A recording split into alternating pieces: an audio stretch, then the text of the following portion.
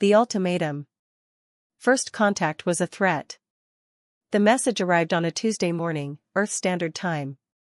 Not through diplomatic channels or scientific frequencies, but broadcast simultaneously across every communication device on the planet. Phones, computers, radios, even old television sets that hadn't been turned on in years suddenly blazed to life with the same message. Humans of Earth. You will submit to the Valerian Collective within 72 hours, or your world will be sterilized.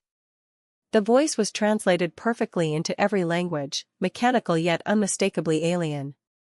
On the screens appeared an image, a massive warship, all sharp angles and glowing energy conduits, hanging in space above Earth's moon like a sword over a throat. In the United Nations Emergency Command Center in Geneva, General Maria Santos stood before a wall of monitors showing panicked crowds in cities worldwide. People weren't screaming or rioting, they were filming the sky, pointing at the alien vessel that had appeared overnight like a bad dream made real. "How long has it been there?" Maria asked, her voice steady despite the coffee cup trembling slightly in her hand. "Best estimate?" 18 hours, replied Dr. James Chen, the facility's chief astronomer. "It just appeared. No approach vector, no warp signature we could detect. One moment empty space, the next moment that thing." The ship was enormous, easily 3 kilometers long, bristling with what could only be weapons. And according to the message still playing on loop across the planet, it wasn't alone. "This is Ambassador Krell of the Valerian Collective," the message continued. "For 10,000 cycles, we have brought order to 300 species across this sector. Your resistance is pointless. Your technology is primitive. Your military capabilities are laughable. Submit, or become a monument to the cost of defiance." Maria set down her coffee cup carefully. "Get me Colonel Harper at Colorado Springs. And wake up the president. Tell them both we need to talk about something they won't believe. The secret we kept." 40 minutes later, President Elizabeth Okafor's face appeared on the secure video link, looking exhausted and angry. "General Santos, please tell me you have a plan that doesn't involve me announcing the end of the world on live television." "Madam President, I need authorization to access Project Nightfall." The screen went silent. President Okafor's expression shifted from tired to very, very serious. "Maria, that project was classified above my clearance level until I took office. When I read the briefing, I thought it was paranoid fiction written by someone who'd watched too many movies. It wasn't fiction, ma'am. And the people who started it 60 years ago weren't paranoid. They were preparing for exactly this moment." Another face appeared on the split screen, Colonel David Harper, calling from NORAD headquarters deep beneath Cheyenne Mountain. He looked remarkably calm for someone dealing with an alien invasion. "General Santos," Colonel Harper reporting. "I assume you're calling about the Valerian ultimatum?" "I am."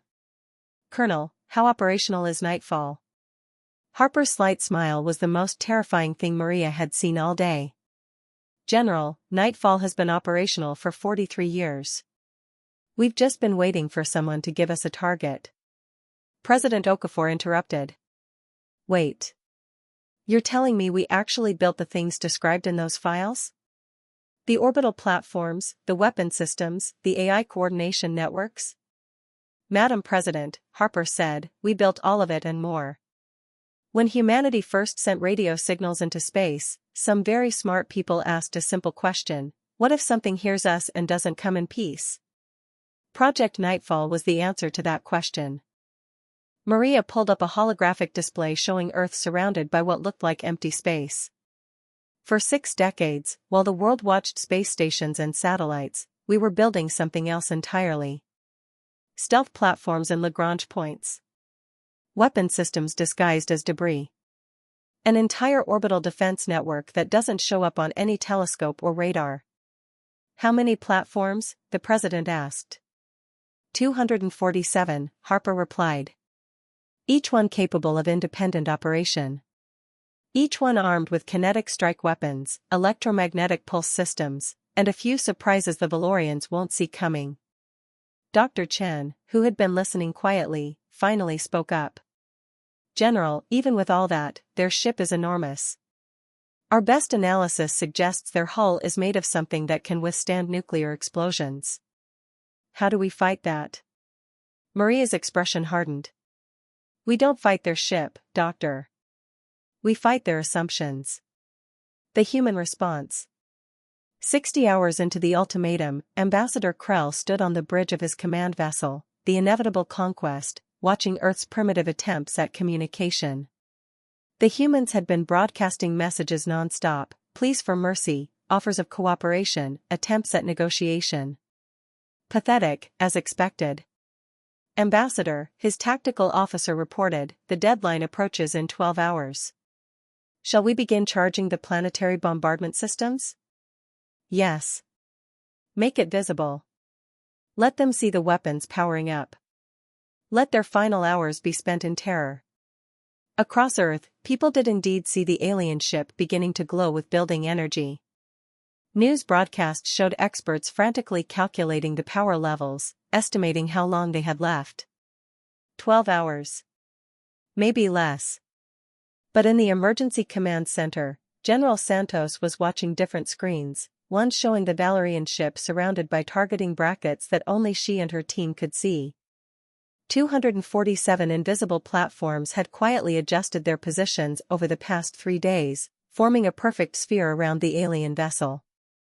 Madam President, Maria said into her secure line, I need your authorization to respond to the Valerian ultimatum. Will this work, General? That depends on whether the Valorians are as smart as they think they are. But one way or another, they'll learn something about humanity today. President Okafor's voice was quiet but firm. Do it. Send them our response. Maria nodded to her communications officer. Broadcast the message on all frequencies. Make sure they hear every word. The message that went out was short, recorded in the president's own voice, but delivered with the weight of an entire species behind it. Ambassador Krell of the Valerian Collective. This is President Elizabeth Okafor of the United Earth Government. We have received your ultimatum. We have reviewed your demands. And we have come to a decision. On the bridge of the inevitable conquest, Krell listened with amusement. Finally, the surrender he'd been expecting. Our answer is no. Krell's amusement vanished. You believe your technology makes you superior. You believe our lack of faster-than-light travel makes us weak. You believe threatening our world will make us kneel. You are wrong on all counts. The president's voice remained calm, almost gentle, which made her next words all the more chilling. For 60 years, humanity has been preparing for this moment. Not because we were paranoid, but because we understood a simple truth: the universe is vast, and not everything in it comes in peace. So we built defenses. We created weapons. We developed strategies. And most importantly, we learned to hide them all. On his tactical display, Krell suddenly saw red warning indicators appearing around his ship. Dozens of them. Then hundreds. What is that? He demanded. Unknown contacts, sir. They're everywhere, surrounding us in a complete sphere. The president's message continued. You're currently surrounded by 247 orbital defense platforms, each one armed and targeting your vessel. You didn't see them because we didn't want you to. You assumed we were primitive because we let you assume that. Krell's claws gripped his command console. This is a bluff. Your weapons cannot harm our hull. As if in answer, the president's voice took on a sharper edge. You're right that conventional weapons won't work. That's why ours aren't conventional. Each platform carries kinetic penetrators accelerated to 0.8 light speed. At that velocity, your shields won't matter. Your armor won't matter. Physics itself becomes the weapon. A demonstration appeared on Krell's screen, targeting data showing trajectory calculations, impact velocities, penetration depths. The mathematics was perfect. Horrifyingly perfect. You have 30 seconds to begin moving away from Earth, President Okafor said. If you do not, we will fire. We will not miss. And your ship will become a very expensive cloud of debris. Krell stared at the display, his translator chip barely keeping up with his racing thoughts. The humans weren't bluffing. The targeting solutions were too precise. The platforms were too well positioned. And the weapons were theoretically capable of doing exactly what they claimed. Ambassador, his tactical officer whispered, we should withdraw. If even half their systems are operational. I know. Krell's roar silenced the bridge. He'd conquered 43 worlds. Never, not once, had a primitive species made him feel fear. Until now. The galaxy learns. 27 seconds after President Okafor's deadline, the inevitable conquest began moving away from Earth. Slowly at first, then with increasing speed, until it vanished into faster-than-light travel without another word. The orbital platforms, invisible to everyone except those who knew where to look, quietly returned to their dormant positions, waiting patiently for the next threat that might never come. In the command center, Maria Santos allowed herself one small smile before turning to her team. Stand down to alert level 3. Maintain surveillance. And someone get me a detailed analysis of their retreat vector. I want to know where they're going and what they're going to tell their friends. President Okafor appeared on screen again, looking like she'd aged 5 years in 5 minutes. General Santos, remind me to give whoever started Project Nightfall a posthumous medal. Already on your desk, Madam President. Along with 643 other names of people who spent their careers building weapons they hoped would never be used. They weren't used today either, the president noted. No ma'am. Sometimes the best weapon is the one you never have to fire. The message spreads. In the halls of the collective. 3 days after the Earth incident, the Valerian Collective Council convened an emergency session. The chamber was a marvel of architecture, crystalline walls that shifted colors based on the emotional state of the speakers, advanced enough that most species couldn't even understand the technology behind it. Today, the walls pulsed an angry red. Ambassador Krell stood in the center of the chamber, surrounded by holographic projections of the council's 40 members. Each represented a different conquered species, now serving as administrators under Valerian rule. Explain, demanded High Counselor Vex, her 4 eyes fixed on Krell with predatory intensity, how you allowed a primitive world to threaten the inevitable conquest and survive. Krell's translator chip struggled to keep his voice steady.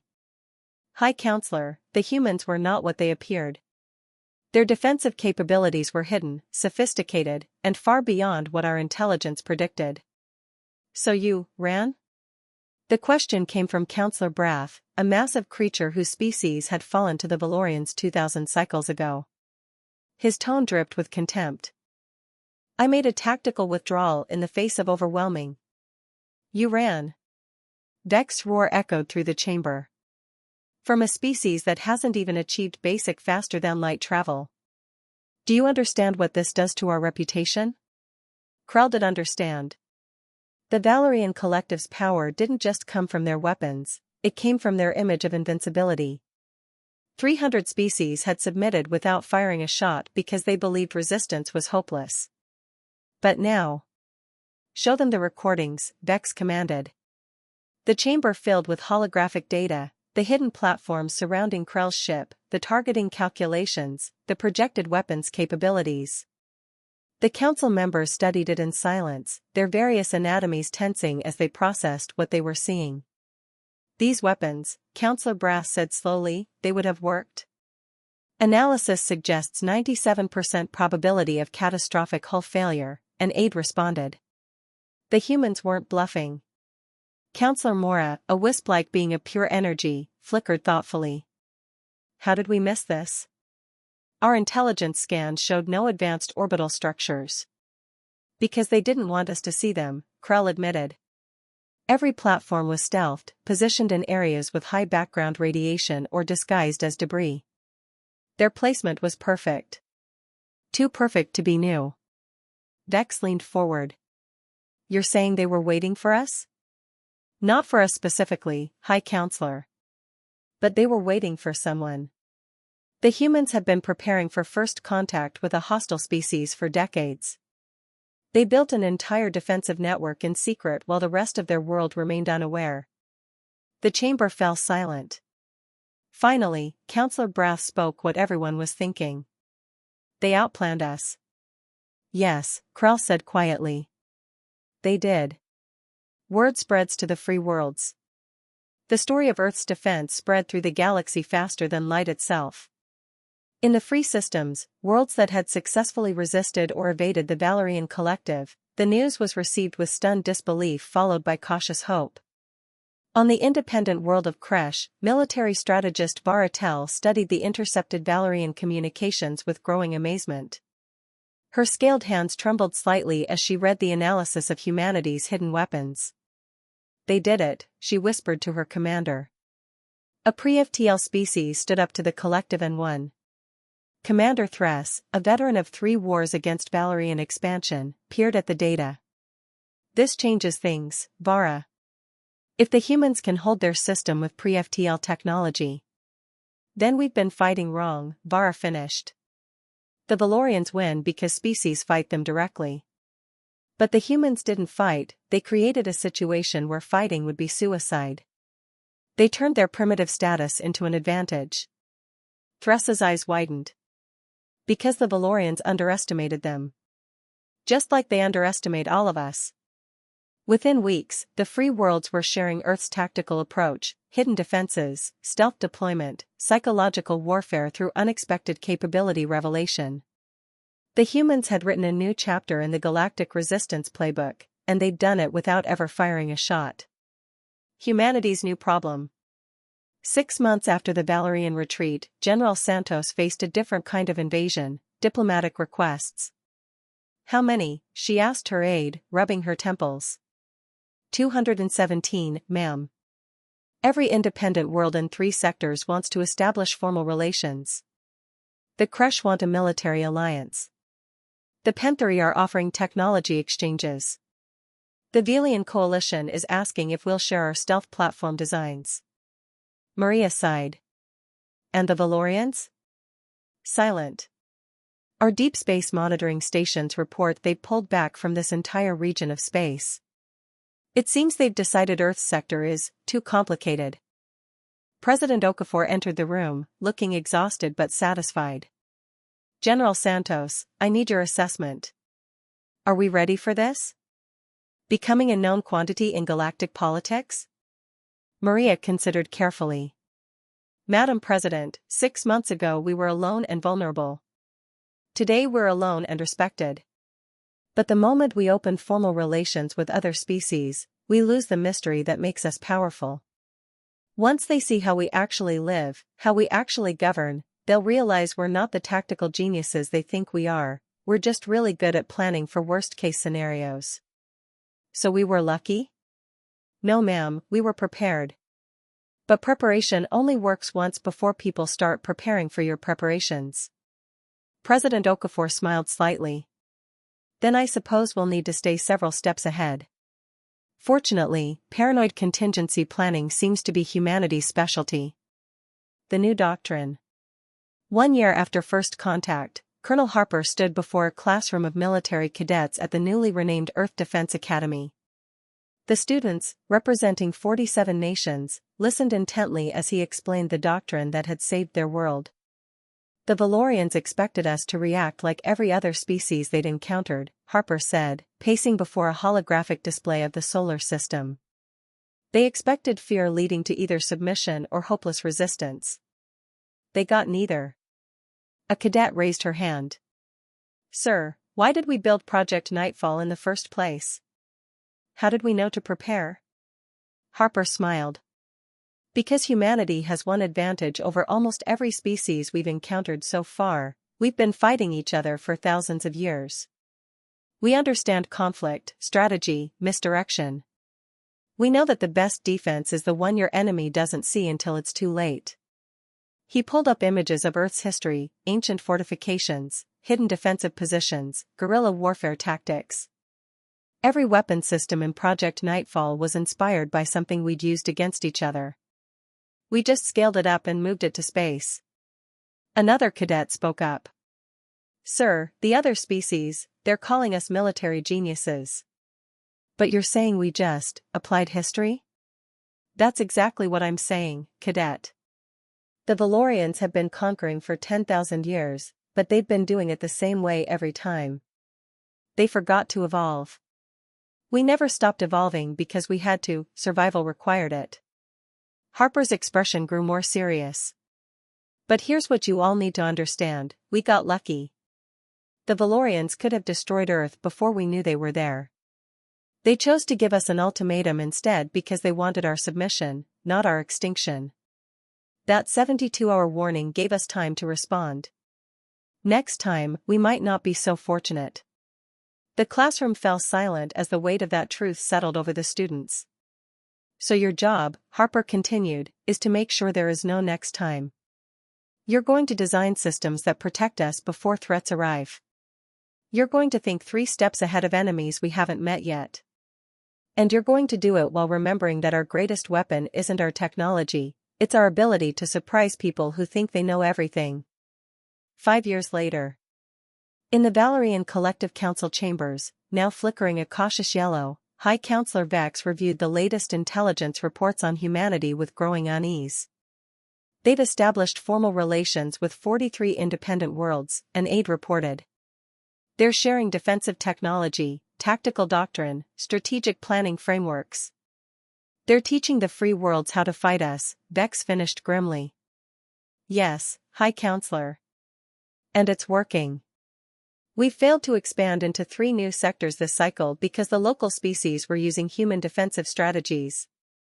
Hidden weapons, psychological warfare, asymmetric response protocols. Counselor Braff, attending virtually, made a rumbling sound that his translator chip rendered as dark amusement. The humans weaponized their own weakness. They turned primitive into an advantage by making us underestimate them.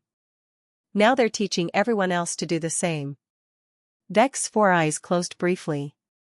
Status of the inevitable conquest? Undergoing extensive refitting, High Counselor. Ambassador Krell has requested reassignment to internal sectors only. Granted. He's earned it. Vex stood, her crystalline form catching the yellow light. New directive, Earth and its allied systems are to be designated as restricted space. No Valerian vessel enters their region without Council approval. No first contact with human-influenced species without full intelligence workup. And someone find out if they have any other surprises waiting for us. The aide hesitated. High Counselor, intelligence suggests they probably do. Of course they do, Vex said tiredly. They're human. Paranoid preparation is apparently their defining characteristic. She stared at the holographic map of the galaxy, watching Earth's sphere of influence slowly expanding like a careful, methodical infection of tactical thinking. They didn't just defend their world, she said quietly. They changed the entire balance of power in this sector. And they did it without firing a single shot. In the free worlds, species that had spent centuries fearing the collective now looked to Earth, not as saviors, but as proof that strength didn't require size or advanced technology. It required thinking differently, planning carefully, and understanding that sometimes the best weapon was the one your enemy never saw coming. On Earth, Project Nightfall remained active, its platform still hidden, still watching, still waiting. But now they were joined by new systems, new strategies, new preparations for threats that might never materialize. Because that was the human way, hope for the best, prepare for the worst, and make sure the worst never got close enough to matter. Ambassador Krell, in his quiet retirement on a Valerian agricultural world, sometimes looked up at the stars and wondered what other surprises humanity was building in secret. He never asked for intelligence reports anymore. He didn't want to know. Some mysteries, he'd learned, were better left unsolved.